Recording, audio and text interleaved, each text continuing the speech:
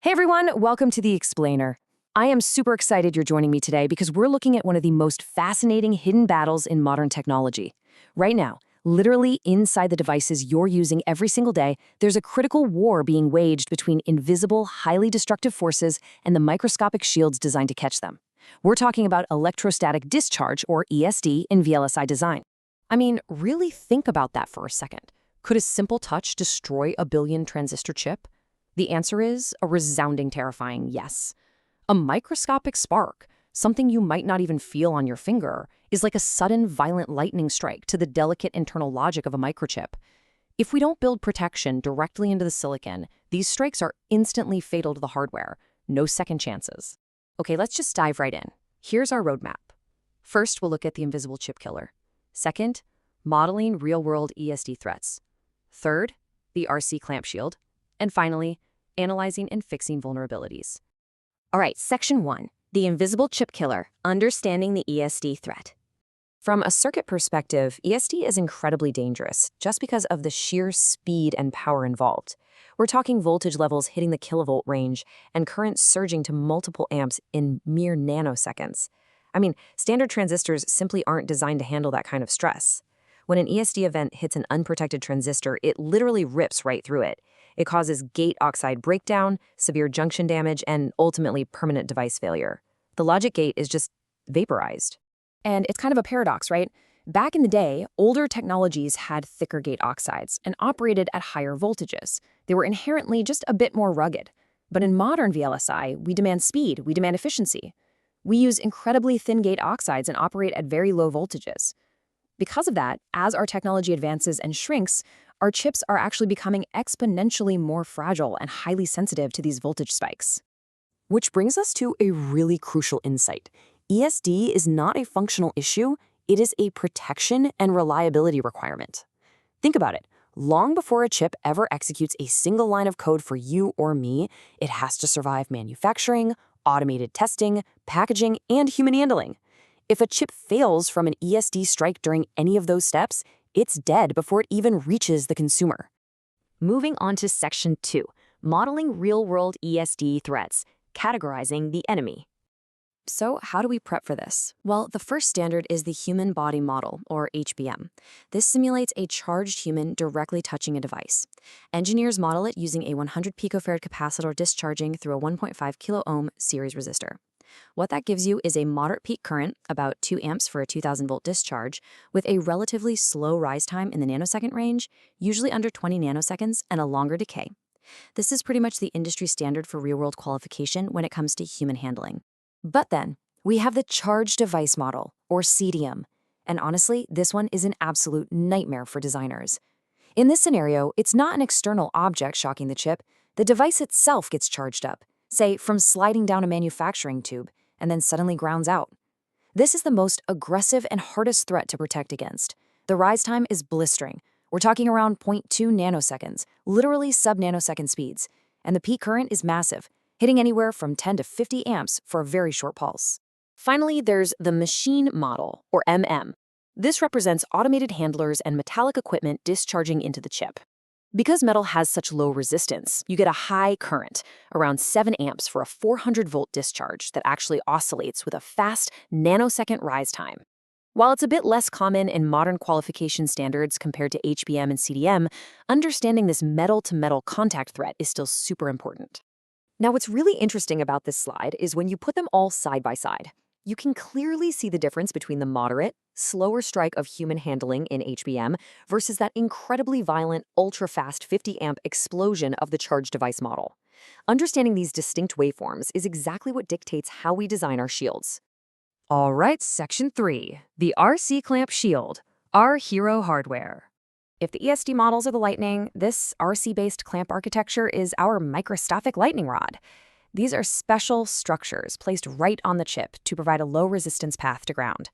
There are basically two main parts at work here. First, the RC network, a resistor and a capacitor, acting as your detector. Second is a massive NMOS transistor, which is the actual clamp device itself. The whole game here is to divert that massive current spike completely away from your delicate functional logic and just flush it safely to ground. So how does this microscopic trap actually trigger? It's a beautifully elegant three-step sequence. First, that extremely fast voltage rise of the ESD strike hits the pad. The RC network instantly detects the rapid transient. Second, it uses that energy to turn on that massive NMOS transistor.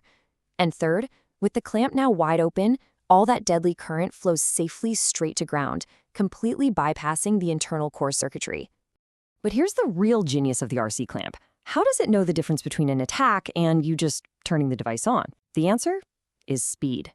A normal power-up has a relatively slow voltage rise, and the RC network is specifically tuned to ignore it, keeping the clamp safely off so the chip works normally. But an ESD event is an extremely fast transient. Remember those nanosecond and sub-nanosecond rise times? The RC network specifically recognizes that violent speed, and bam, it triggers the clamp on. Just a quick aside here, let's talk about mixed signal designs. You've got both analog and digital circuitry, and their grounds have to be kept separate to prevent noise coupling. But during an ESD strike, a huge voltage difference between these grounds can destroy sensitive analog circuits. So what engineers do is use back-to-back diodes between them. This keeps the grounds isolated during normal operation, but gives us a safe discharge path if a massive voltage differential occurs during an ESD event. It's a really clever fix. Okay, final section, part 4, analyzing and fixing vulnerabilities, software validation.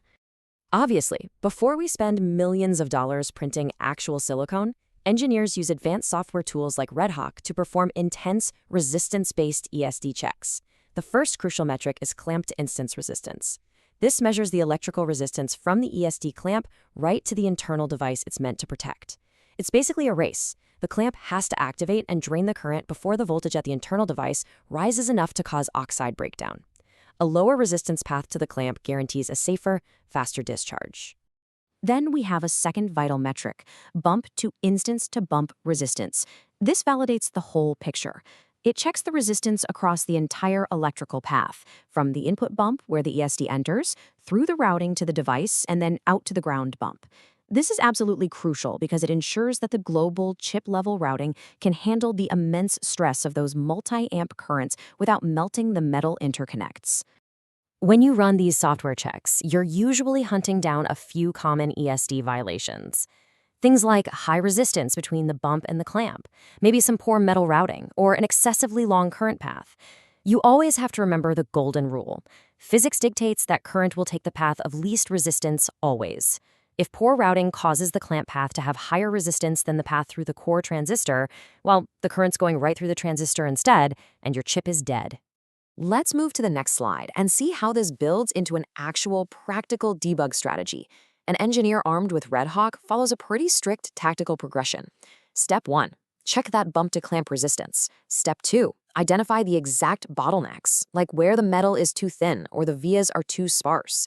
Step 3, strengthen the absolute weakest segment in that chain. And finally, step 4, ensure the discharge path is physically as short as possible. Once you find a violation, fixing it is really all about one thing: reducing resistance. Engineers will get in there and actively improve the routing, draw wider metal paths to handle more current, or even add parallel discharge paths. They'll drop in more VOs, those microscopic vertical connections between metal layers to increase the density, and they will physically place the ESD clamps much closer to the input pads. You basically have to craft the path of least resistance so perfectly that the microscopic lightning literally has nowhere else to go. And that is the incredible world of ESD protection in VLSI design. But as our technology advances, our transistors are shrinking closer and closer to the atomic level. Their gate oxides are becoming vanishingly thin, and their operating voltages just continue to drop, making them more sensitive than ever before. So it leaves us with a pretty profound question. As our core logic becomes this incredibly delicate, how will our shields evolve to catch the even faster, more explosive, microscopic lightning of tomorrow? Thank you so much for exploring this with me on The Explainer today. Keep questioning, keep learning, and I'll catch you next time.